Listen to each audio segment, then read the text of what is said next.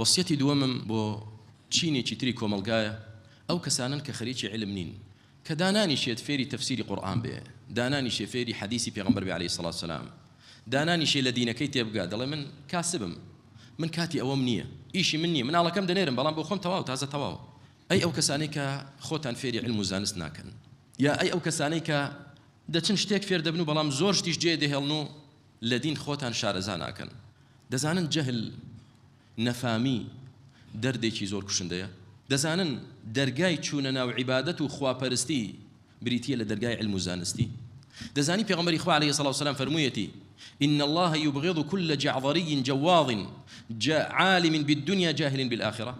پەروەردگار ڕقی لەو کەسانەیە کە ڕق و وشک و تند لە بازار خەریکی کەسابەتە بەڵام جاهیلە بە قیامەت، جاهیلە بە دین نەفامە، هیچی لێ نازانێ بەڵام لە دنیا زۆر شارەزایە.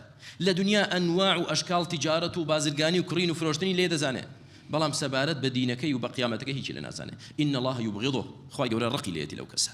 بۆچی کاتت هەیە ئاوا لە دنیا زیرەکی بلیمەتیت، بۆچی تۆ زکات تەرخان ناکەی فێری قورئان بیت، فێری حەدیثی پێغەمبەری خوا بێ عەلەیهی سەڵات وسەلام.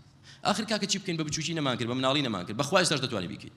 ئێستاش بتەوێ بەلاتەوە گرنگ بێ، بەلاتەوە پیرۆز بێ، ئێستاش کاتی بۆ تەرخان کەی نەچوە بچێ مادام لە ژیاندای دەتوانی شتێکی هەر لێ فێر بیت.